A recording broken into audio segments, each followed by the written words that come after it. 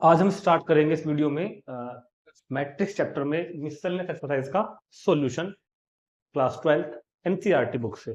ठीक है, हमने अब तक चैप्टर नंबर 3 मैट्रिक्स पूरा कंप्लीट कर लिया है। इससे पहले वीडियो में हमने 3 एग्जांपल किए थे। न्यू एनसीईआरटी बुक के अकॉर्डिंग नंबरिंग चेंज हो रही है क्वेश्चन की यहाँ पर अब, क्योंकि पुरानी एनसीईआरटी अगर किसी बच्चे के पास है ना, तो उसमें एनसीईआरटी में 15 क्वेश्चन गिवन है, मगर न्यू एनसीईआरटी में 11 क्वेश्चन है। 11 question are there in the new NCERT book.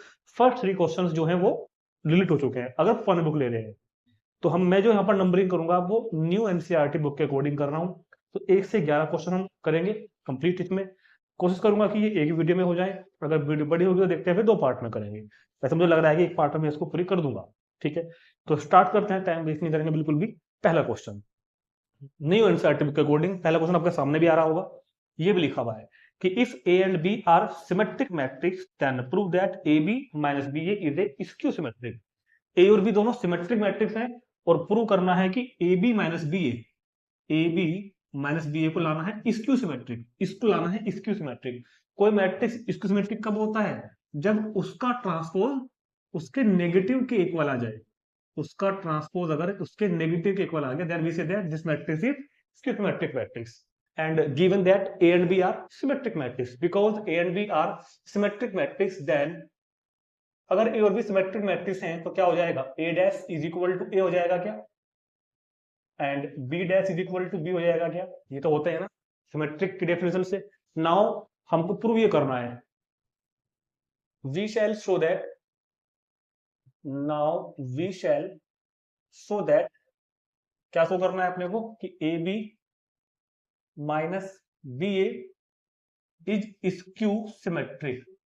इस मैट्रिक्स को हमें स्क्यू सिमेट्रिक लाना है। दैट इज स्क्यू सिमेट्रिक लाने का मतलब क्या हुआ? स्क्यू सिमेट्रिक लाना है तो मतलब क्या हुआ? ए बी माइनस बी ए का जो ट्रांसपोज है वो क्या आएगा, क्या आना चाहिए? मतलब minus A B minus B, ये मेरे को लाना है, अभी आया नहीं है, ये मेरे को लाना है अभी। ठीक है, तो अब हम यहाँ से लेफ्ट हैंड साइड ले लेते हैं क्वेश्चन में। सुनो सुनो, लेफ्ट हैंड साइड क्या लिखी हुई है? ए बी माइनस बी ए का ट्रांसपोज। ठीक है, अब ट्रांसपोज की प्रॉपर्टी याद करो। दो मैट्रिक्स के डिफरेंस पर किस तरह से ओपन होता है ट्रांसपोज? ट्रांसपोज पहले मैट्रिक्स पे भी आ जाएगा, माइनस दूसरे मैट्रिक्स पर भी आ जाएगा। प्रॉपर्टी यूज करिए मैंने यहाँ पर ये वाली, ये जो प्रॉपर्टी थी ना, ध्यान करो। ए माइनस बी का transpose is equal to A transpose minus B transpose. अब मल्टीप्लीकेशन पर ट्रांसपोज किस तरह खुलता है? रिवर्स ऑर्डर में। ए बी होल ट्रांसपोज को क्या लिख देंगे हम? B dash A dash. ऐसे ही बी ए डैश को लिख देंगे हम ए डैश बी डैश। ठीक, अब बी डैश की वैल्यू कितनी है? बी डैश तो बी के इक्वल है। ए डैश कितना है? ए डैश तो ए के इक्वल है। ऐसे यहाँ पे A dash A B dash B.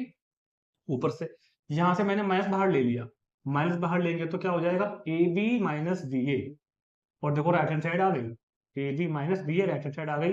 तो मतलब हम क्या कहेंगे कि matrix A B minus B A is skew symmetric. कि ये जो मैट्रिक्स है ये कैसा मैट्रिक्स है? This is skew symmetrics. ठीक, ये हमने प्रूव कर दिया। तो हमने यहाँ पर ए और बी सिमेट्रिक दिए हुए थे, इस बात का यूज किया और ए बी माइनस बी ए को स्क्यू सिमेट्रिक प्रूव किया। ठीक, चलते हैं नेक्स्ट क्वेश्चन पर, नंबर 2 देखते हैं। क्वेश्चन नंबर 2 इंपॉर्टेंट क्वेश्चन है। ये जो थ्योरम बेस्ड क्वेश्चन है ना, इस तरह के थ्योरेटिकल, ये इंपॉर्टेंट होते हैं, इनको छोड़ मत देना गलती से भी। तो अगला क्वेश्चन इंपॉर्टेंट है, 2 पार्ट में पूरा होगा। पहले मैं क्वेश्चन को अपने लेवल से समझा देता हूँ, फिर पढ़ेंगे बुक की लैंग्वेज, क्योंकि क्वेश्चन में कुछ भी नहीं रखा। क्वेश्चन में वो ये कह रहा है एक तरीके से कि अगर ए सिमेट्रिक मैट्रिक्स है, ए अगर सिमेट्रिक है तो प्रूव करो बी डैश ए बी भी सिमेट्रिक हो। फिर आगे अगर ए स्क्यू सिमेट्रिक है तो प्रूव करो बी डैश ए बी भी स्क्यू सिमेट्रिक होगा। ये काम हमको करना है, 2 पार्ट में करेंगे। एक बार ए को सिमेट्रिक मान लेंगे और प्रूव करेंगे कि बी डैश ए बी भी सिमेट्रिक है। उसके बाद ए को स्क्यू सिमेट्रिक मान लेंगे और फिर प्रूव करेंगे बी डैश ए बी भी स्क्यू सिमेट्रिक है। पढ़ लेते हैं एक बार। So that the matrix B dash A B, prove करो कि जो matrix B dash A B है, दोनों बारी में बी डैश ए बी है, इज सिमेट्रिक और स्क्यू सिमेट्रिक। प्रूव करो कि यो मैट्रिक्स सिमेट्रिक होगा और स्क्यू सिमेट्रिक होगा according as A is symmetric and A is skew symmetric. मतलब ये डिपेंड करता है ए की नेचर पे। ए अगर सिमेट्रिक होगा तो ये भी सिमेट्रिक लाकर दिखाओ, ए अगर स्क्यू सिमेट्रिक होगा तो ये भी स्क्यू सिमेट्रिक लाकर दिखाओ, ये काम को करना है, बहुत इजी क्वेश्चन है। तो फर्स्ट हमने क्या करा, सबसे पहले let A is symmetric matrix, then we have to show that, हम क्या प्रूव करेंगे कि बी डैश ए भी सिमेट्रिक है। क्लियर। उसके बाद let A is skew symmetric मान लेंगे को, और प्रूव कर देंगे कि बी डैश ए भी स्क्यू सिमेट्रिक करेंगे, अभी करेंगे। आपको क्वेश्चन करना कैसे अपनी कॉपी में, पहले ये पार्ट उतारना, जब वो खत्म हो जाएगा उसके नीचे ये वाला पार्ट उतारना, ठीक है। चलो जी, तो मेरा काम है ए इज सिमेट्रिक मैट्रिक्स, ठीक है, वो दे रखा है, लाना क्या है, B dash A B symmetric. तो मैं सुनो नाउ, बहुत इजी क्वेश्चन है, ज्यादा बातें नहीं लिखेंगे, शॉर्ट में काम निपटाएंगे। बी डैश ए बी का ट्रांसपोज लेकर चलते हैं एक बार। भाई किसी मैट्रिक्स को सिमेट्रिक लाना है तो क्या करना पड़ता है, उसका ट्रांसपोज उसी के इक्वल लाकर दिखा दूंगा मैं भी, है ना। तो बी डैश ए बी का ट्रांसपोज लेकर चलते हैं। किसी मैट्रिक्स की प्रोडक्ट का ट्रांसपोज कैसे खुलता है, रिवर्स ऑर्डर में। फिर ट्रांसपोज उल्टे क्रम में बी पर आया, फिर ट्रांसपोज ए पे आया, फिर ट्रांसपोज बी ट्रांसपोज पर आया। बी डैश कितना हुआ, बी डैश डैश, बात समझ में आ गई क्या, B dash A dash B dash dash, ठीक, रिवर्सल ऑर्डर से। यहां पर हमने ये वाली प्रॉपर्टी लगाई है, प्रॉपर्टी वैसे चाहे आप लिख देना, कोई प्रॉब्लम नहीं है कि हमने क्या लिखा हुआ है, ये प्रॉपर्टी लगाई है मैंने यहाँ पर, A B dash is equal to B dash A dash. जैसे दो मल्टीपल, दो मैट्रिक्स में की में रिवर्स ऑर्डर होता है, ऐसे 3 में होगा, ऐसे 4 में होगा। अब सुनो, B dash A dash B dash dash, सारी दुनिया को पता है बी होता है, लिख के दिखाना, क्योंकि बी ट्रांसपोज का ट्रांसपोज बी हो जाएगा। अब सुनो, ए सिमेट्रिक कहा ना, जब ए सिमेट्रिक है तो मेरे हिसाब से तो ए डैश इज इक्वल टू ए होना चाहिए, और आपके हिसाब से भी होना चाहिए। भाई जब ए सिमेट्रिक है तो ए डैश ए के इक्वल होगा, मतलब इस ए डैश की जगह हम ए लिख देंगे, बी डैश ए बी। तो ये क्या आ गया, ये तो बी डैश ए बी का transpose B dash A B के इक्वल आ गया ना। तो since B dash A B का ट्रांसपोज लेकर चले थे और बी डैश ए बी ही ला दिया, तो अगर किसी मैट्रिक्स का ट्रांसपोज खुद उसके इक्वल हो तो क्या बोलते हैं फिर हम लोग कि B dash A B is symmetric, B dash A B is symmetric matrix. तो हमने पहले पार्ट में क्वेश्चन को कंप्लीट किया। अब फिर करते हैं दोबारा। अब हमने माना कि ए स्क्यू सिमेट्रिक है, तो प्रूव करके दिखाऊंगा मैं अभी कि बी डैश ए बी भी स्क्यू सिमेट्रिक है। तो इस बार हम बी डैश ए बी का ट्रांसपोज लेकर चलेंगे, ठीक है ना, और लाएंगे क्या, नेगेटिव ऑफ दिस मैट्रिक्स, इसका नेगेटिव लाकर दिखा देंगे। तो इसको पहले रिवर्स ऑर्डर में खोल लेते हैं, B dash A dash B dash का डैश, क्लियर है। तो क्या हो जाएगा, B dash A dash B dash का डैश बी, और बी डैश और ए डैश तो ए है ना, ए डैश तो क्या होगा, माइनस ए होगा इस बार, ए डैश कितना होगा, माइनस ए, लिखना यहाँ पर, क्योंकि ए स्क्यू सिमेट्रिक है, और अगर ए स्क्यू सिमेट्रिक है तो ए डैश इज इक्वल टू हो जाएगा माइनस ए के, तो माइनस बाहर आ गया, तो बी डैश ए बी तो आ तो गया। हमने क्या ला दिया, हमने ला दिया कि बी डैश ए बी का transpose negative B dash A B के इक्वल है, negative B dash A B के इक्वल है। सो क्या, so B dash A B is skew symmetric, ये कैसा होगा, this is skew symmetric matrix. Question complete, और इजी भी है, और मुझे पूरी उम्मीद है कि समझ में भी आपको आ गया होगा। तो नोट करेंगे और देखते हैं क्वेश्चन नंबर 3। क्वेश्चन नंबर 3, तो देखो ये मैं नंबर न्यू बुक के अकॉर्डिंग कर रहा हूं, हो सकता है पुरानी बुक में नंबर इसका 5वां है क्वेश्चन का, सॉरी 6 नंबर है इसका पुरानी वाली बुक में। Find the value of x y z, variables x y z की वैल्यू फाइंड करनी है सच दैट कि ये मैट्रिक्स है हमारे पास गिवन, ये कैसे बना रखा है यार, सही से बनाओ भाई इसको। ये मैट्रिक्स है ए, और कह रहा है कि ये मैट्रिक्स जो ए है ना, ये इस इक्वेशन को सेटिस्फाई करता है, किस इक्वेशन को, ये matrix A dash into A is equal to I को सेटिस्फाई कर रहा है, मतलब ए डैश और ए की प्रोडक्ट आइडेंटिटी मैट्रिक्स के इक्वल है। प्रूव फाइंड करनी है वैल्यू एक्स वाई जेड की। चलो जी स्टार्ट करते हैं। ए डैश, इसका पहले ट्रांसपोज लिखो, रो को कॉलम बना दो, तो 0 2 y z, इस रो को कॉलम बना दो x y माइनस जेड, इस रो को कॉलम बना दो x माइनस वाई जेड। तो ये तो ए डैश हो गया इनटू ए, अब ए को लिखो 0 2 y z x y minus z x minus y z is equal to I, I मतलब आइडेंटिटी मैट्रिक्स 3 by 3 का, जिस ऑर्डर का क्वेश्चन उस ऑर्डर का आई। तो तो ये हमने क्या किया अभी यहाँ पर इक्वेशन में वैल्यू पुट कर दी। अब इसको सिंप्लीफाई करेंगे, सोल्व करेंगे और वैल्यू फाइंड करेंगे एक्स वाई जेड की। तो मैट्रिक्स मल्टीप्लिकेशन सबको आ गया ना, इस रो के एलिमेंट्स की इस कॉलम के एलिमेंट्स में, जीरो की जीरो में जीरो, एक्स की एक्स में एक्स स्क्वायर, फिर एक्स की एक्स में एक्स स्क्वायर। अब इस रो के एलिमेंट की इस कॉलम में, जीरो की टू वाई में जीरो, एक्स की वाई में एक्स वाई, एक्स की माइनस वाई में माइनस एक्स वाई। इस रो के इसमें जीरो की जेड में जीरो, एक्स की माइनस जेड में माइनस एक्स जेड, एक्स की जेड में एक्स जेड। अब इसको लेते हैं इस रो के एलिमेंट की इस कॉलम में, टू वाई की जीरो में जीरो, टू वाई की एक्स में टू वाई एक्स, गलत कर दिया इस रो की इस कॉलम में टू वाई की जीरो में जीरो, वाई की एक्स में वाई एक्स माइनस वाई की एक्स में माइनस वाई एक्स। अब इस रो की इस कॉलम में करो तो टू टू जा four, y square plus y की वाई में y square minus Y square. Clear हो गया।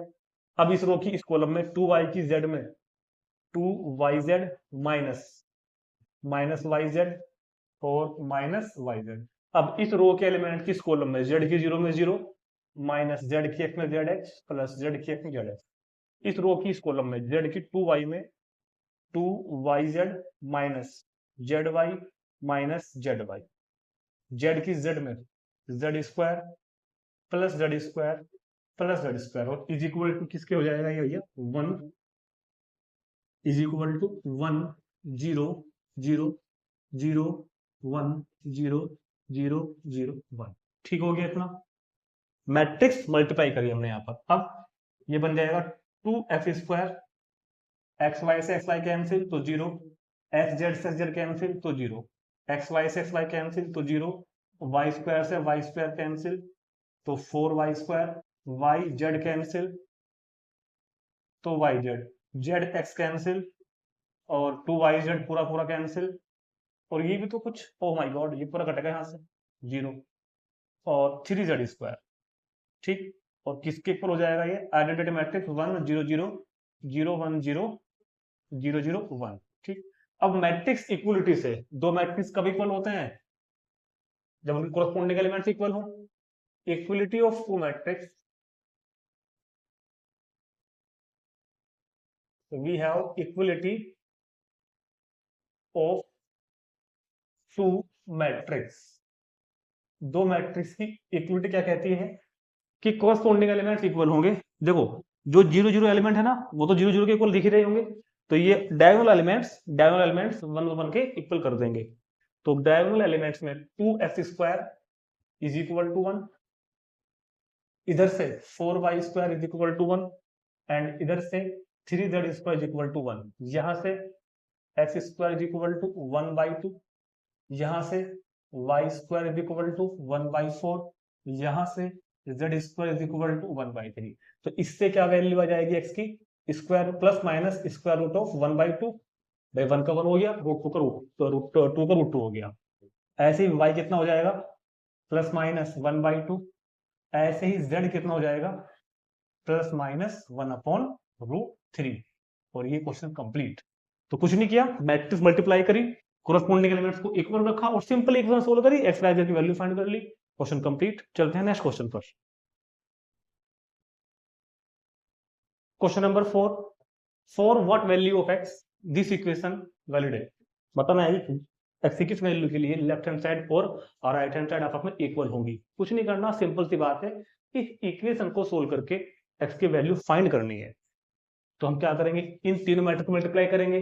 ये ओ लिखा हुआ है, ओ मतलब जीरो मैट्रिक्स, उसी ऑर्डर का जिस ऑर्डर का फाइनली ये बनेगा, जिस ऑर्डर का ये बन के आएगा ना इधर, उसी ऑर्डर का जीरो मैट्रिक्स। तो मल्टीप्लाई करके एलिमेंट्स को जीरो जीरो के इक्वल कर देंगे और एक्स वैल्यू फाइंड कर लेंगे।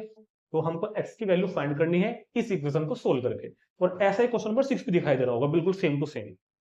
अब मल्टीप्लाई कैसे करेंगे समझो ध्यान से, पहले इन दोनों की करेंगे, फिर जो आएगा उसकी इसमें करेंगे, तीनों के साथ नहीं होती मल्टीप्लाई। तो इस मैट्रिक्स का जो ऑर्डर है वो है वन बाई थ्री, और इस वाले का जो ऑर्डर है वो है थ्री बाई थ्री। तो जो मैट्रिक्स बन के आएगा ना वो बन के आएगा वन बाई थ्री का, जो बन के आएगा वो कैसे आएगा, वन बाई थ्री का। चलो जी शुरू करते हैं मल्टीप्लाई। इस रो की इस कॉलम में वन की वन में वन, ठीक है, वन की वन में वन, टू की टू में फोर, और वन की वन में 1, ये पहला एलिमेंट आया। अब इसी रो की इस कॉलम में करेंगे, 1 की 2 में 2, 2 की 0 में 0, 1 की 0 में 0। अब इसी रो की इस कॉलम में करेंगे, 1 की 0 में 0, 2 की 1 में 2, 1 की 2 में 2, और इन टू 0 2 x, और order is equal to O. ये ओ है, ये 0 नहीं लिखा, ये कैपिटल ओ लिखा हुआ है। तो 4 और 1 5 और 1 6, 2 और 1 3, 2 और 2 4। अब इस मैट्रिक्स की मल्टीप्लाई इस मैट्रिक्स के एलिमेंट में होगी, 0 2x is equal to O. O मतलब जीरो मैट्रिक्स, ठीक है, इसको हटाओ। अब फिर करो मल्टीप्लाई, ये वाला मैट्रिक्स 1/3 ऑर्डर का, ये वाला 3/1 का, तो जो बन के आएगा ना वो आएगा 1/1 का। मान ली मतलब ओनली ए सिंगल एलिमेंट, 6 की 0 में, 3 की 2 में, 4 की x में, और इनको प्लस। ये मैट्रिक्स, ये सिंगल एलिमेंट है, 1/1 का, 6 की 0 में प्लस 3 की 2 में प्लस 4 की 0 में, इज इक्वल टू ओ को भी खोल दो, 0 0 O sorry sorry sorry sorry sorry O को मैं भी ओ ही लिख रहा हूँ, ये जीरो मैट्रिक्स लिखा हुआ है अब तक, ठीक है। अब तक जहां भी राइट हैंड साइड में ओ है ना, वो जीरो मैट्रिक्स, जो दिखाई दे रहा है ये ओ है, ओ जीरो मैट्रिक्स। तो 6 की 0 में 0, 3 दूनी 6, और 4 के x में 4x, अभी भी ये मैट्रिक्स की फॉर्म में ही है ओ। और अब मैंने इस ओ को इस लाइन में 6 + 4x, मैट्रिक्स 6 + 4x और मैट्रिक्स 0, अब मैंने उसको खोल दिया भाई। ओ मतलब उसी ऑर्डर का जीरो मैट्रिक्स जिस ऑर्डर का इधर है, इधर 1/1 का है तो इधर भी 1/1 का। अब ये एलिमेंट कंपेयरिंग करेंगे, 6 + 4x को करेंगे 0 के इक्वल। तो यहाँ पर इस लाइन में इस लाइन में इस लाइन में इस लाइन में ये ओ लिखा हुआ था, अब ये 0 आ गया। तो यहाँ से 4x is equal to -6, x is equal to -3/2। तो यहाँ से x की वैल्यू कितनी हो गई, -3/2। एक बार देख लेता हूँ मेरा आंसर फोर्थ का क्या आ रहा है। गेम रखा है यहाँ पे, तो फोर्थ तो 7 देखना है ना, ठीक है ठीक है ठीक ठीक ठीक, गलत आ रहा है लेकिन मेरा तो आंसर क्वेश्चन का।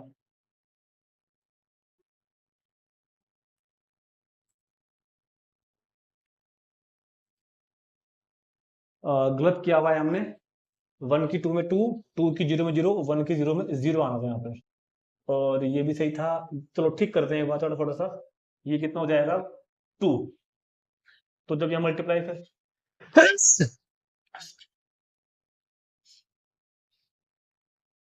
4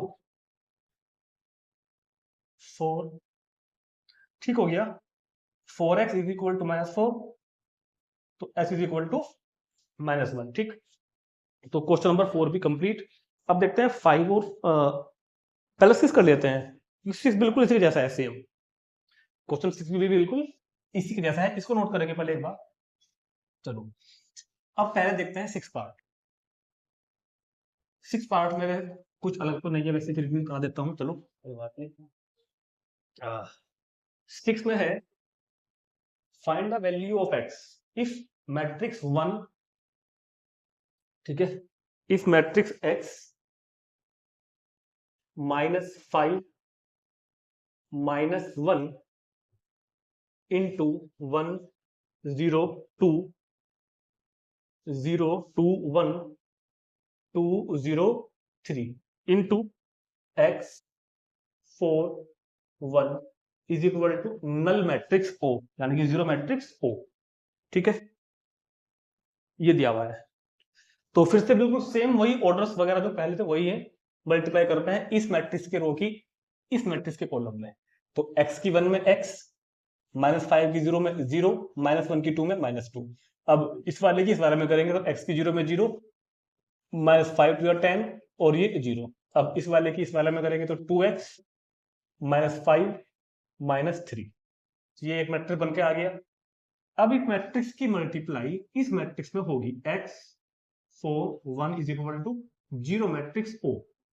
तो ये क्या बना, ये बना x -2, ये हो जाएगा -10, और ये हो जाएगा हमारे पास 2x -8 की मल्टीप्लाई इस मैट्रिक्स में करेंगे, x 4 1 is equal to O। चलो जी, इस एलिमेंट की है ना, इस एलिमेंट की इस एलिमेंट में मल्टीप्लाई हो जाएगी जाकर के, x -2 की x में, -10 की 4 में हो जाएगी, -10 इंटू 4, और प्लस लगा के 2x -8 की 1 में। और ये एक पूरा मैट्रिक्स है अपने आप में, is equal to 0 matrix, x की एक्स में x square minus 2x minus 4t plus 2x minus 8 का matrix is equal to 0 matrix. अब मैंने मैट्रिक्स को 0 लिख दिया, ये इससे कैंसिल, तो एक्स स्क्वायर माइनस के 48 इज इक्वल टू 0। अब अंदर का एलिमेंट के इक्वल कर दिया, तो x square is equal to 48, तो x is equal to plus minus root 48, और प्लस माइनस रूट 48 को कैसे सोल्व करते थे हम कक्षा 8 में, इसको हम फैक्टर कर लेंगे ऐसे 4 इंटू 4 इंटू 3, ठीक है, जिसका पेयर बन जाता है वो बाहर निकल जाता है ना, 4 बाहर निकल गया तो क्या रह जाएगा रूट 3, ये इसका आंसर आ गया। चलो जी नोट करेंगे, देखते हैं पहले 5 क्वेश्चन को। अब देखते हैं पहले नंबर 5, ऐसा क्वेश्चन हम पहले कर चुके हैं 3.2 में कर चुके हैं काफी क्वेश्चन, एग्जाम्पल में कर चुके हैं उसके, फिर देखते हैं एक बार और इंपॉर्टेंट क्वेश्चन होते हैं इस तरीके वैसे तो। If A is equal to, ये मैट्रिक्स है 3 1 minus 1 2, then prove that this is equal to 0 matrix, ये वैल्यू 0 मैट्रिक्स के इक्वल लानी है। तो मुझको देखो एक चीज फाइंड करनी पड़ेगी पहले, ए स्क्वायर फाइंड करना पड़ेगा। तो ए स्क्वायर फाइंड करने का तरीका क्या बताया था, ए की मल्टीप्लाई ए में कर देता, तो यहां पर ए कितना है 3 1 माइनस 1 2 की मल्टीप्लाई 3 1 माइनस 1 2 में ही कर देंगे, स्क्वायर मत कर देना इनका, कभी इनका स्क्वायर कर दो। ए स्क्वायर फाइंड करने के लिए ए की मल्टीप्लाई ए में करते हैं। चलो जी मल्टीप्लाई करनी हम सबको अब आई गई है, तो 3 1 की 3 1 में 3 3 9, और 1 की माइनस 1 में माइनस 1, 3 की 1 में 3, 1 की 2 में 2, माइनस 1 की 3 में माइनस 3, 2 की माइनस 1 में 2, माइनस 1 और प्लस 4, तो ये बन जाएगा A square is equal to 9 minus 1 8, 3 plus 2 5, 3 minus 2 5, और 4 माइनस 1 तो कितना हो गया 3, ये वैल्यू आ गई ए स्क्वायर की हमारे पास, ठीक है। अब हमको वो चाहिए, अब हमको लेफ्ट हैंड साइड लेके चलनी है, सो लेफ्ट हैंड साइड ए स्क्वायर माइनस के 5a प्लस 7i, तो ए स्क्वायर कितना है वहां पे, ये रहा मतलब A square 8 5 minus 5 3 minus 5a, 5 into A वो लिखा ऊपर 3 1 माइनस 1 2 प्लस 7i, आई मतलब आइडेंटिटी मैट्रिक्स 1 0 0 1, तो 8 5 माइनस 5 3, इस वाले 5 से अंदर मल्टीप्लाई कर दो तो 5 3 15, ये 1, ये माइनस 5, ये 10, 7 से अंदर मल्टीप्लाई कर दो, ठीक। अब इनको सोल्व कर लो, तो 8 माइनस 15 माइनस 7 और प्लस 7 तो 0, 5 माइनस 5 0, और ये भी 0 तो 0, माइनस 5 माइनस माइनस 5 तो 0, ये भी 0, 3 माइनस 10 माइनस 7 और प्लस 7 0, तो this is null matrix 0, that is right hand side comes. Clear हो गया, तो बहुत इजी एक्सरसाइज है, चैप्टर भी बहुत इजी लगा होगा, ठीक है। तो 6 क्वेश्चन कंप्लीट हो चुके हैं, चलते हैं 7th क्वेश्चन पर। क्वेश्चन नंबर 7 थोड़ा अलग क्वेश्चन है, वर्ड प्रॉब्लम बेस्ड है, और अक्सर ऐसे क्वेश्चन पूछे जा रहे हैं केस स्टडी में, ठीक। तो जरूर करके जाना, हमने पहले भी किए थे 3.2 में किए थे हमने क्वेश्चन, 3.1 में भी किए थे हमने, एग्जाम्पल में भी किए थे हमने, और अक्सर बच्चे को छोड़ते हैं और एग्जाम में आते हैं, क्योंकि वर्ड प्रॉब्लम और जो केस स्टडी बनती है ना, वो इस चैप्टर के क्वेश्चन से बनती है, और उससे बनती है क्या बोलते हैं एप्लीकेशन ऑफ डेरिवेटिव में मैक्सिमम मिनिमा से ज्यादातर जो आते हैं एग्जाम में, प्रोबेबिलिटी भी आ जाता है कई बार, लेकिन इस क्वेश्चन का जरूर आता है। तो समझते हैं, कुछ नहीं है, बहुत सिंपल क्वेश्चन है, थोड़ा सा इन्होंने बकवासबाजी कर रखी होगी फालतू की, उसको पढ़ना है और क्वेश्चन को अपने तरीके से करेंगे, कोई दिक्कत नहीं है। तो ये पहले पढ़ लेते हैं एक बार, ए मैन्युफैक्चर प्रोड्यूस, एक मैन्युफैक्चरर है, कोई कंपनी मतलब कोई प्रोडक्ट बना रही है, 3 प्रोडक्ट बनाती है वो XYZ, वो बना रहे हैं 3 प्रोडक्ट XYZ, क्लियर होगी बात। इधर लिख देता हूं है ना, ये बनाते हैं 3 प्रोडक्ट X Y और कितना Z। अब है कि which he sell into market annual sale are indicated below, ये एक डाटा दिया हुआ है कि वो अपना प्रोडक्ट की जो उनकी जो सेलिंग प्राइस है वो इतने इतने प्रोडक्ट सेल कर रहे हैं, सॉरी सेलिंग प्राइस नीचे दिया हुआ है। मार्केट फर्स्ट में पहले मार्केट में जो एक्स प्रोडक्ट है वो 10,000 नंबर दिया हुआ है उसका, ठीक है, कि कितने कितने प्रोडक्ट वहां पर वो भेज रहे हैं, तो 10,000 प्रोडक्ट मार्केट 1 में जाते हैं, एक्स प्रोडक्ट जो है, जो वाई वाला प्रोडक्ट है उसके 2030 जा रहे हैं मार्केट नंबर 1 में और प्रोडक्ट जेड जा रहा है 18,000। ऐसे ही मार्केट 2 में 6,000 पीस गए प्रोडक्ट एक्स के, 20,000 पीस गए प्रोडक्ट वाई के और 8,000 पीस गए प्रोडक्ट जेड के।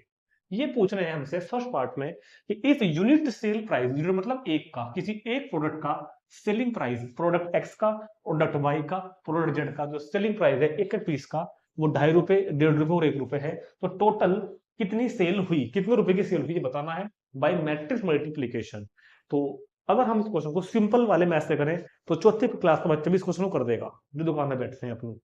क्या करना है, सिंपल सी बात है, हमने कोई कंपनी खोली हुई है, हमने एक प्रोडक्ट एक्स बनाया, एक प्रोडक्ट वाई बनाया, एक प्रोडक्ट जेड बनाया। सिंपल समझते हैं पहले क्वेश्चन को, सिंपल समझते हैं। हमने एक प्रोडक्ट कौन सा बनाया, एक्स, ये मैंने बनाया एक प्रोडक्ट, ये एक्स प्रोडक्ट है मार्कर, वाई मैंने बनाया डस्टर और एक मैंने बनाया कैलकुलेटर। 3 प्रोडक्ट मैंने बनाए, इसका नाम मैंने एक्स रख दिया, इसका वाई और कैलकुलेटर का नाम जेड। जो प्रोडक्ट एक्स है ना, उस एक एक पीस की जो सेलिंग प्राइस है वो 2.5 रुपए है। प्रोडक्ट वाई के एक पीस की सेलिंग प्राइस 1.5 रुपए है और प्रोडक्ट जेड की जो है, यहां से जीरो हटा दो ना, 1 रुपए है। अब ये कह रहा है कि मार्केट 1 में हमने 10,000 पीस बेच के आए हैं। एक्स प्रोडक्ट के मार्केट 1 में कितने पीस बेच के आए हैं, 10,000। तो मार्केट 1 से एक्स प्रोडक्ट से वो कितना अमाउंट इकट्ठा हो जाएगा भैया, 10,000 इंटू 2.5। इसी मार्केट में हमने वाई प्रोडक्ट के 2,000 पीस बेचे हैं, तो 1.5 रुपए के हिसाब से कितना प्रॉफिट, कितना सेल हो जाएगा हमारा, 2,000 इंटू 1.5। और प्रोडक्ट जेड के हमने 18,000 पीस भेजे हैं 1 रुपए के हिसाब से, तो मार्केट 1 से टोटल रेवेन्यू कितना आएगा, जो भी इसको सोल्व करके आ जाएगा वही। तो ये सिंपल किया मैंने, सिंपल मैथ, सिंपल दीन दुनिया करी अपनी। ऐसे ही मार्केट 2 में 6,000 इंटू 2.5, 20,000 इंटू 1.5, 8,000 इंटू 1, उसको भी सोल्व कर लेंगे ऐसे ही और उसका भी आंसर आ जाएगा, वो हमको यहाँ पर बताना है। तो ये तो बात होगी सिंपल तरीके से, मगर उसने तो हमसे सिंपल में नहीं पूछा ना, उसने हमसे कहा है मैट्रिक्स मल्टीप्लीकेशन में। तो हमको ये काम मैट्रिक्स मल्टीप्लीकेशन में करना है और कुछ नहीं है, और कुछ नहीं है। तो इसका मैंने आपको तरीका पहले भी समझाया था वैसे, तो फिर समझा रहा हूँ। देखो एक 2/3 का मैट्रिक्स तो हमको दिया हुआ है, इसको मैंने ए मान लिया। कुछ फालतू लैंग्वेज मत लिखना, फालतू लैंग्वेज के चक्कर में बिल्कुल मत पड़ना, सिंपल करना। वी हैव, वैसे मैं चाहूँ तो लिख सकता हूँ कि let A denote the number of product matrix and B denote the price, selling price matrix, कोई जरूरत नहीं है, चाहो तो लिख दो। वी हैव, हमने कहा ए मैट्रिक्स क्या है, ये वाला 10,000, 2,000, 18,000, 6,000, 20,000, 8,000, ये मैट्रिक्स मेरे पास में ए हो गया। ठीक, अब आल्सो मैट्रिक्स बी, वो बनाऊंगा मैं अमाउंट वाला, सेलिंग प्राइस वाला। मैट्रिक्स बी किसको डिनोट कर रहा है, selling price of unit product पे, एक प्रोडक्ट को। इसकी आपको इच्छा है, इसको आप चाहे रो में लिखो चाहे कॉलम, मैंने पहले समझाया कि बात रटना नहीं है, क्योंकि ये उसने हमको मैट्रिक्स के फॉर्मूला देना नहीं है, तो जैसे मर्जी मन करे वैसे मर्जी लिख दो, कोई प्रॉब्लम नहीं है। मैं इसको फिर भी कॉलम में लिख देता हूँ क्योंकि मैंने ऐसा बना दिया, 2.5, 1.5 और 1। क्लियर है बात। अब मुझको मैट्रिक्स मल्टीप्लाई करके दो अमाउंट ऑब्टेन करने हैं, दो अमाउंट ऑब्टेन करने हैं कि मार्केट 1 से कितना सेलिंग प्राइस आया टोटली, मार्केट 2 से कितना टोटली सेलिंग प्राइस आया, ये मेरे को फाइंड करना है। तो मुझे मैट्रिक्स ए की बी में मल्टीप्लाई करनी पड़ेगी। तो अब यहाँ पे डाउट आता है बच्चों के मन में कि सर हम मैट्रिक्स ए की बी में मल्टीप्लाई करें या बी की ए मल्टीप्लाई करें। देखो दोनों में से कोई भी हो सकता है, मैं ये नहीं कह रहा दोनों दोनों से कर लेना, मेरी हो सकता है, वो डिपेंड करता है कि आपने बी को कैसा चूज किया था, क्योंकि ए तो यहाँ पर गिवन था। हम हो सकता है कि मैं बी को रो में ले लेता, लेकिन मैंने बी को कॉलम में ले आया ना, तो डिपेंड करता है इनके ऑर्डर पर। देखो ए का ऑर्डर कितना है, 2 रो है 3 कॉलम है, बी का ऑर्डर कितना है, 3 रो है और 1 कॉलम। ठीक, तो क्या ये बताओ यहाँ पर ए भी पॉसिबल है या बी ए पॉसिबल है, जो पॉसिबल है वो कर लेना।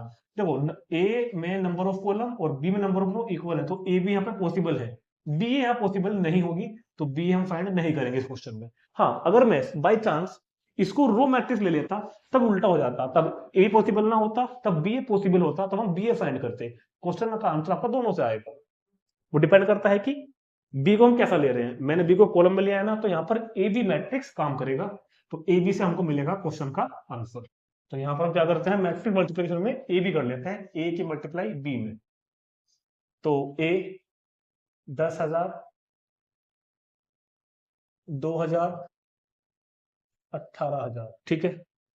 इधर कितना हो गया 6,000, ये 2000, ये 20 है भाई यहाँ पे है ना, 20,000 और ये 8,000 की मल्टीप्लाई जब बी में करोगे तो 2.5, 1.5 और 1। चलो जी मल्टीप्लाई कर लो। देखो फिलहाल मैं यहाँ पे कर रहा हूँ इसका आंसर, यहाँ पे लिख दूंगा करके ना, क्योंकि फिर जगह नहीं मेरे पास। तो यहाँ पे इसको सोल्व कर लेते हैं।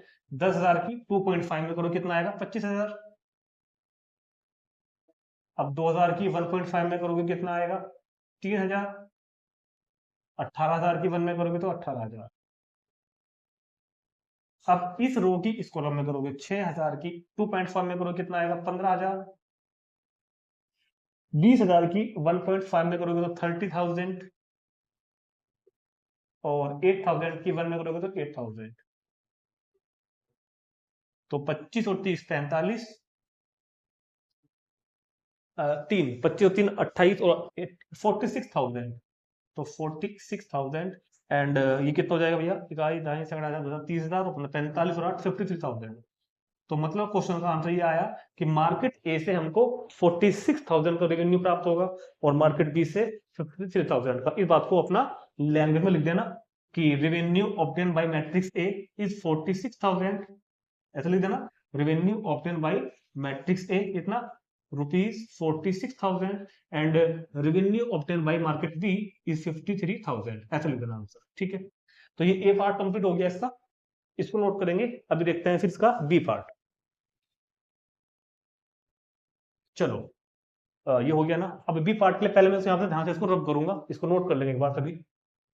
तो बी पार्ट में वो बोल रहा था आंसर क्वेश्चन में कि अगर जो अभी उसने हमको दिया था डाटा वो था सेलिंग प्राइस। अब वो कह रहा है कि अगर कॉस्ट प्राइस इतना हो, अगर ये कॉस्ट प्राइस हो, इसको हटा दो यहाँ से, थोड़ा सा बड़ा सा बढ़ा दें। वो कह रहे हैं हमसे कि अगर cost price unit cost of above 3 commodities, अगर ये प्रोडक्ट का कॉस्ट प्राइस 2 रुपए, 1 रुपए और 50 पैसे हो तो कितना प्रॉफिट होगा, टोटल प्रॉफिट कितना होगा। तो प्रॉफिट के बारे में पता है ना, प्रॉफिट कैसे फाइंड करते हैं हम लोग, सेलिंग प्राइस में से कॉस्ट प्राइस को मैच कर देते हैं, पढ़ा था मैंने 6th क्लास में। तो सेलिंग प्राइस मैंने अभी भी फाइंड किया है। सेलिंग प्राइस अभी कितना आया था, मार्केट ए का 46,000 एंड मार्केट बी का 53,000, ये हमने सेलिंग प्राइस अभी फाइंड किया है। अभी मैं इनका कॉस्ट प्राइस और फाइंड करूंगा और उसको फिर मैच करके डिफाइंड हो जाएगा वो तो अपना, ठीक है।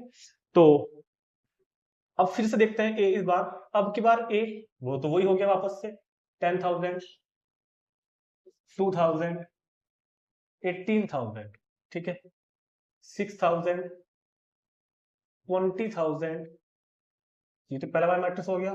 और हमने कहा matrix C represent the cost price matrix. Matrix C किसको रिप्रेजेंट कर रहा है, कॉस्ट प्राइस के मैट्रिक्स को। तो पिछले में हमने कॉलम में लिया था ना, अब भी कॉलम में ले लेते हैं, 2 रुपया, 1 रुपया और 0.5 पैसा, ठीक है, ऐसे लिख लेंगे क्योंकि पैसे में है ना। तो अब हमारे पास क्या फाइंड हो गया आएगा, कॉस्ट प्राइस। तो cost price is equal to कितना हो जाएगा, मैट्रिक्स फिर से मल्टीप्लाई कर लेंगे ए की बी में। तो 10,000, 2,000, 18,000, 6,000, 20,000, 8,000 की मल्टीप्लाई जब हम 2, 1 और 0.5 में करेंगे तो क्या होगा, इसको तरफ बोल दो यहां से। अब तो मैं बता दिया क्या करेंगे, कॉस्ट प्राइस फाइंड करेंगे और कॉस्ट प्राइस में से सॉरी सेलिंग प्राइस में से कॉस्ट प्राइस को मैच कर देंगे। तो क्या आएगा बताओ, कॉस्ट प्राइस कितना आएगा सीपी, कॉस्ट प्राइस कितना आएगा, 10,000 की 2 में करेंगे तो 20,000, 2,000 की फिर 1 में करेंगे तो 2,000, 18,000 की 0.5 में करेंगे तो 9,000, 6,000 की 2 में करेंगे तो 12,000, 20,000 की 1 में करेंगे तो 20,000, 8,000 की 0.5 में करेंगे तो 4,000। तो 20,000 और ये कितना हो गया, 2, 22 और 9 31, 31,000, 31,000 और इसमें कितना हो जाएगा 20 और 12, 32 और 4 36,000। तो मार्केट ए का जो टोटल कॉस्ट प्राइस है वो इतना आ जाएगा, cost price for first market, direct लिखो, डायरेक्ट प्रॉफिट लिखो, profit profit by first market, selling price से कॉस्ट प्राइस को माइनस कर दो। तो पिछले पन्ने पे सेलिंग प्राइस कितना आ चुका था मेरे पास 46,000, माइनस कर दूंगा मैं यहाँ से 31,000 रुपीज, 15,000 का प्रॉफिट हुआ मार्केट ए से। And profit obtain by market two, लेंगे अपना बना सकते हो, कोई प्रॉब्लम नहीं है। कितना होगा, selling price 53,000 minus cost price 36,000, तो कितना होगा 17,000। ये इस क्वेश्चन का आंसर आ गया। तो छोड़ मत देना, एमसीक्यू कह रहा हूँ, sorry sorry sorry, case study इन्हीं के ऊपर डिपेंड है, इन्हीं के ऊपर डिपेंड है, केस स्टडी इन्हीं से बनते हैं। तो जरूर इस तरह क्वेश्चन आपको करना आना चाहिए, ठीक है। तो देखते हैं ये कौन सा क्वेश्चन था हमारे 7, 4 और रह गए हैं। चलते हैं नेक्स्ट क्वेश्चन, क्वेश्चन नंबर 8। ये भी इंपॉर्टेंट क्वेश्चन है, कई हमारे एग्जाम में ऐसा और ये भी पूछा गया है। Find the matrix x, x जो है कैपिटल एक्स, वो एक मैट्रिक्स है जो हमको फाइंड करना है, सो दैट इस रिलेशन के हिसाब से कि matrix x into this matrix की मल्टीप्लाई करके ये आया है, मैट्रिक्स एक्स की मल्टीप्लाई इस मैट्रिक्स में करके ये आया है, तो हमको एक्स फाइंड करना है, ठीक। तो यहाँ पर ये वाली कलाकारी मत करना कि जैसे कि उसमें होता है ना अलजेब्रा में 2 into x is equal to 8, तो 2 को अपोन में भेज दो, वो 4 आ जाएगा। तो कोई बच्चे क्या करेंगे, इसको बटे में भेज देंगे। अरे भाई मैट्रिक्स की डिवाइड होती है क्या आपस में कभी, यार क्या बात कर रहे हैं। तो कुछ और सोचना पड़ेगा। हम क्या करेंगे एक्चुअल में, हम थोड़ा सा दिमाग लगाएंगे। देखो क्वेश्चन समझने का है वैसे, मैट्रिक्स एक्स हमको फाइंड करना है, तो अभी तो हमको ये भी नहीं पता कि मैट्रिक्स एक्स का ऑर्डर कितना है, ये 2/2 का है, ये 2/3 का है, या 1/2 का है, या 3/4 का है। अभी तो हमको इसका ऑर्डर भी नहीं पता कि ये किस ऑर्डर का मैट्रिक्स है। भाई किसी मैट्रिक्स को हम तभी तो फाइंड करते हैं, हमने 3.1 में मैट्रिक्स कंस्ट्रक्शन सिखाया था ना, तो हमको पहले पता तो हो कि इसमें एलिमेंट कितने हैं, ये किस ऑर्डर का है, तब तो फाइंड करेंगे ना। तो कैसे पता लगाएंगे पहले कि ये किस ऑर्डर का होगा। तो थोड़ा सा दिमाग यूज करते हैं, थोड़ा सा। एक्स कोई मैट्रिक्स है जिसका ऑर्डर हमको भी नहीं पता, मैंने मान लिया कि ये m/n ऑर्डर का है, कुछ तो होगा। अब इसकी मल्टीप्लाई, मैट्रिक्स एक्स की मल्टीप्लाई किस में कर रखी है, इस वाले मैट्रिक्स में, जिसका ऑर्डर हमको दिख रहा है, इसका ऑर्डर हमको दिख रहा है, इसका ऑर्डर कितना है 2/3, और जो मैट्रिक्स आया है रिजल्टिंग मैट्रिक्स, वो भी किस ऑर्डर का है 2/3। तो मैट्रिक्स एक्स जो है वो m/n ऑर्डर का है, जिसने मल्टीप्लाई करी है वो 2/3 ऑर्डर का है, और जो आया है वो भी 2/3 का है। और जब हमने आपको मैट्रिक्स मल्टीप्लिकेशन सिखाई थी, तो कई बार हमने इसका जिक्र करा था कि मैट्रिक्स मल्टीप्लिकेशन तभी डिफाइन होती है जब number of column in first matrix and number of row in second matrix equal हो। तो जब मैट्रिक्स की मल्टीप्लाई करी है तो तभी तो पॉसिबल हुई होगी जब ये n 2 के इक्वल रहा होगा, जब ये n 2 के इक्वल रहा होगा, ठीक है। और जो मैट्रिक्स बन के आता है वो किस ऑर्डर का आता है, वो आता है इस ऑर्डर का, याद करो। तो m कितना रहा होगा 2, भाई जो मैट्रिक्स आएगा वो किस ऑर्डर का आएगा m/3 का, जबकि उधर है 2/3, तो m कितना होगा 2। नहीं समझ में आई बात, दोबारा दिखाता हूँ करके। हमने कहा है कि एक मैट्रिक्स जिसका ऑर्डर नहीं पता कि मैट्रिक्स की मल्टीप्लाई 2/3 वाले मैट्रिक्स में करी है, और जो आया है वो भी 2/3 का ही है, तो ये तभी तो हुआ होगा ना। मैट्रिक्स मल्टीप्लाई तभी तो होती है जब ये नंबर इक्वल हो, तो मतलब n तो 2 हो जाएगा। और जो मैट्रिक्स बन के आता है वो आता है इस ऑर्डर का, मतलब m/3 का, तो m कौन हो जाएगा 2, चाहे चेक कर लो। अब अगर मैं इस m/n की जगह ये 2/2 लिख दूं, तो सारी कहानी ठीक बैठ गई बिल्कुल, ये इसके इक्वल भी है, मतलब पॉसिबल भी हो जाएगी मल्टीप्लिकेशन, और जो बन के आएगा वो 2/3 का होगा, ठीक। तो बस काम हो गया। यहाँ पर हम डायरेक्ट क्या लिखेंगे, वी हैव डायरेक्ट, ये काम तो मन में करना आपने, we have order of, we have order of matrix x is 2/2। तो पहले हमने थोड़ा सा बुद्धि प्रयोग करी अपनी, और इस मैट्रिक्स का ऑर्डर फाइंड करा कि ये 2/2 का होगा। क्लियर है। अब जब ये 2/2 का होगा, तो हमने मान भी लिया कुछ चीज को कि ये यही तो हो रहा होगा, ABCD, मैट्रिक्स एक्स कुछ ऐसे तो होगा भाई, let x is equal to ABCD तो होगा ये, ठीक। तो यहां पे हमारे पास कुछ बन के आया, कुछ करने के लिए मिला, ABCD की मल्टीप्लाई 1 2 3 4 5 6 में करेंगे, तब जाकर के कहीं ये ना आएगा -7 -8 -9 2 4 6। अब यहां से रास्ते बनते हुए चले जाएंगे अपने आप, ठीक है। चलो इसकी मल्टीप्लाई में कर दो, जैसे करता है आज तक वैसे करेंगे। इस रो की इस कॉलम के एलिमेंट में ए की 1 में ए, बी की 4 में 4 बी, इस रो की इस कॉलम में ए की 2 में 2 ए, बी की 5 में 5 बी, इस रो की इस कॉलम में 3 की ए में 3 ए, बी की 6 में 6 बी। अब इस रो की इस कॉलम में सी की 1 में सी, डी की 4 में 4 डी, इस रो की इस कॉलम में 2 की सी में सी, 5 की डी में 5 डी, सी की 3 में 3 सी और डी की 6 में 6 डी, और इज इक्वल टू किसके हो जाएगा ये -7 -8 -9 2 4 6। Now equality of two matrix याद है ना, by equality of two matrix. Equality of two matrix से क्या होगा, कोरस्पोंडिंग एलिमेंट इक्वल होंगे। पहला एलिमेंट ए मतलब A11 होगा, A11 के इक्वल, तो a + 4b = -7 होगा, 2a + 5b दूसरे के इक्वल होगा। यहाँ लिख लेता हूँ नीचे, 2a + 5b किसके इक्वल होगा, -8 के। 3a + 6b किसके इक्वल होगा, 3a + 6b किसके इक्वल होगा, -9 के।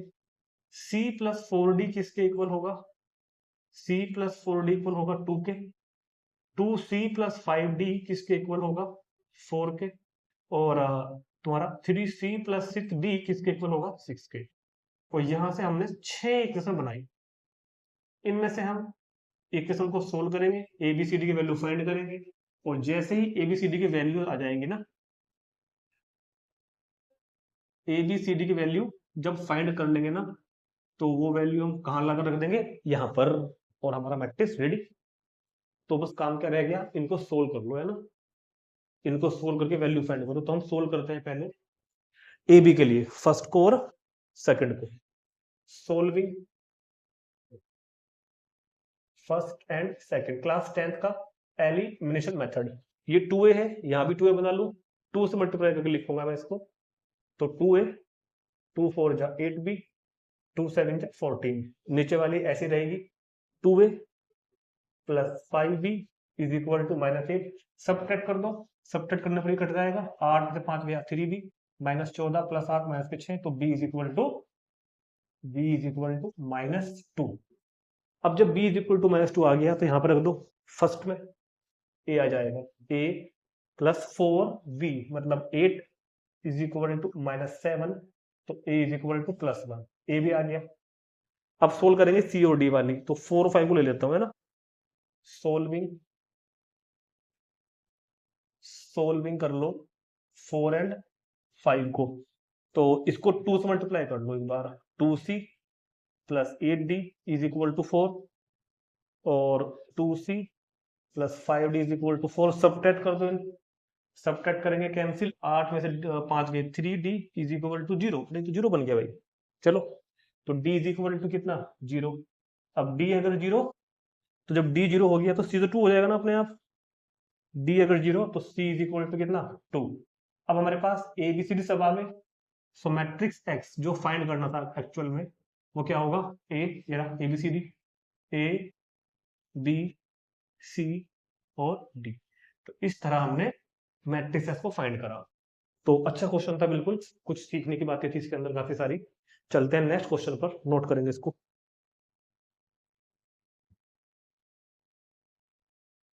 नंबर 9, ये MCQ स्टार्ट हो गए हैं, जिनके पास पुरानी बुक है उसमें क्वेश्चन नंबर 13 होगा। इफ A = मैट्रिक्स है alpha beta gamma minus alpha, दो सच दैट, ये इस तरीके से है कि A² = I के इक्वल है, तो इन चारों में से कौन सा रिलेशन ट्रू होगा, अल्फा बीटा गामा के लिए कौन सा संबंध ठीक बैठेगा। A² मतलब A × A = I, A का मतलब कितना हो गया, alpha beta gamma minus alpha, multiply A में करनी है, alpha beta gamma minus alpha, और आइडेंटिटी मैट्रिक्स I का वैल्यू 1 0 0 1। तो अल्फा बीटा की अल्फा गामा में मल्टीप्लाई कर दो, अल्फा की अल्फा में अल्फा², बीटा की गामा में बीटा गामा, अल्फा बीटा की बीटा अल्फा में अल्फा की बीटा में अल्फा बीटा, बीटा की माइनस अल्फा में माइनस बीटा अल्फा, गामा की अल्फा में gamma alpha minus alpha gamma, gamma की बीटा में gamma beta minus alpha square is equal to 1 0 0 1। Alpha beta cancel, alpha gamma cancel, तो यहां हो जाएगा alpha square plus beta gamma, और ये शायद कुछ मिस्टेक हो गई इससे, जब गामा के बीटा में ये प्लस आएगा, ठीक है, ये प्लस आएगा 0 0 और alpha square plus beta gamma. Now equality of two matrix, दो मैट्रिक्स की इक्वलिटी से देखो, जो 0 1 0 0 0 0 के इक्वल हो जाएगा, तो alpha square plus beta gamma की वैल्यू किसके इक्वल हो जाएगी, 1 के equal. Alpha square plus beta gamma is equal to 1। अब बनाओ क्या बनेगा रिलेशन, इन दोनों को इधर भेज दो, तो उधर बन जाएगा 1 माइनस अल्फा स्क्वायर माइनस के beta gamma is equal to क्या रह जाएगा, 0 इज इक्वल टू 0। तो ये कौन सा आ रहा है, 1 minus alpha square minus beta gamma 0, तो दिस इज ऑप्शन सी। तो करेक्ट ऑप्शन सी, ठीक है, नोट करेंगे। अब देखते हैं question number 10। If the matrix A is both symmetric and skew matrix, तो एक ऐसा होगा, देखो हमको पता है कि सिमेट्रिक मैट्रिक्स और स्क्यू मैट्रिक्स दोनों ही स्क्वायर मैट्रिक्स होते हैं, याद है ना, जब हमने सिमेट्रिक और स्क्यू की डेफिनेशन पढ़ी थी, तो हमने पहले बताया था कि दोनों मैट्रिक्स स्क्वायर मैट्रिक्स ही होते हैं। तो ये बात तो यहाँ अंडरस्टूड पहले ही हो गई कि ए स्क्वायर मैट्रिक्स तो है, तो क्वेश्चन का आंसर सी भी एक बार को ठीक हो सकता है, क्योंकि सिमेट्रिक मैट्रिक्स और स्क्यू मैट्रिक्स दोनों ही स्क्वायर मैट्रिक्स होते हैं। लेकिन क्योंकि ये बात अंडरस्टूड है कि ए के बारे में अगर सिमेट्रिक बोल दिया तो वो स्क्वायर तो होगा ही होगा, इसको सिमेट्रिक बोल दिया तो वो स्क्वायर मैट्रिक्स तो होगा ही होगा। तो इस बात को देखते हुए हमको मैट्रिक्स इस तरह का कंसिडर करना पड़ेगा, इस तरह का। तो ये वो मैट्रिक्स है जो सिमेट्रिक भी है, इसको सिमेट्रिक भी है, चाहे वो 3x3 का ले लो, ये सिमेट्रिक भी है और इसको सिमेट्रिक भी है। अगर हम इसका आंसर सी वाला लगा के आए, तो क्योंकि स्क्वायर मैट्रिक्स तो ये भी हुआ ना, स्क्वायर मैट्रिक्स तो ये भी हुआ, तो ये तो सिमेट्रिक नहीं है ना ही इसको सिमेट्रिक है, तो क्वेश्चन का जो ठीक आंसर है वो बी पार्ट बैठेगा कि जीरो मैट्रिक्स। और स्क्वायर फॉर्म ये बात बताने की जरूरत ही नहीं है, क्योंकि पहले लिखा हुआ है ऊपर सिमेट्रिक और उसको सिमेट्रिक, तो स्क्वायर तो वो होगा ही होगा। तो टेंशन मत लेना, सिंपल सा याद रखो कि वो मैट्रिक्स जो सिमेट्रिक भी हो और इसको सिमेट्रिक भी हो, जीरो मैट्रिक्स और स्क्वायर फॉर्म वाले, ठीक है, ये वाले नहीं होंगे, ये वाले नहीं होंगे कभी आप इसको भी, क्योंकि मैट्रिक्स जीरो मैट्रिक्स तो ये भी है ना, ये नहीं होगा क्योंकि स्क्वायर फॉर्म में नहीं है। तो क्वेश्चन का जो करेक्ट आंसर है वो बी बैठेगा, सिमेट्रिक मैट्रिक्स इसको सिमेट्रिक मैट्रिक्स दोनों ही हो, चाहे आप इसको चेंज करके देख लेना, जो जो निकल के आ जाएगा। तो ये मैट्रिक्स जो है स्क्वायर फॉर्म में यही सिमेट्रिक होगा और यही इसको सिमेट्रिक, तो आंसर इज बी। चलो अब देखते हैं इसका लास्ट 11 पार्ट। ए स्क्वायर बराबर ए, तो find the value of I cube plus A minus 7i। तो फॉर्मूला खोल दो आई क्यूब प्लस ए का, ऐसे ये वाला फॉर्मूला सिंपल वाला जो क्लास 9th में था ना, ए प्लस बी का whole cube, A cube plus B cube plus 3a square B plus 3ab का स्क्वायर, ये वाला, ठीक है। तो I cube plus A cube plus 3i square A plus 3ia square. I क्या होता है, मैट्रिक्स की दुनिया का वन। आई क्या होता है, मैट्रिक्स की दुनिया का वन। तो आई का क्यूब आई, जैसे वन का क्यूब वन, ऐसे आई का क्यूब आई। ये क्या हो जाएगा, ए क्यूब, ए क्यूब को लिख लिया मैंने ए स्क्वायर इंटू ए, आई स्क्वायर की वैल्यू आई इंटू ए। आई की मल्टीप्लाई चाहे जिसमें करो वो ज्यादा आता है, क्योंकि आई तो मैट्रिक्स की दुनिया का वन है।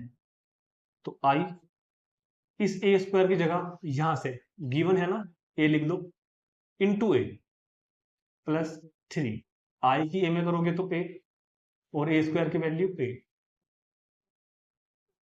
आई ए की ए में करोगे ए स्क्वायर, ये 3a, ये 3, ए स्क्वायर कितना है, फिर से ए हो जाएगा, ए प्लस 3a प्लस 3, तो 7a।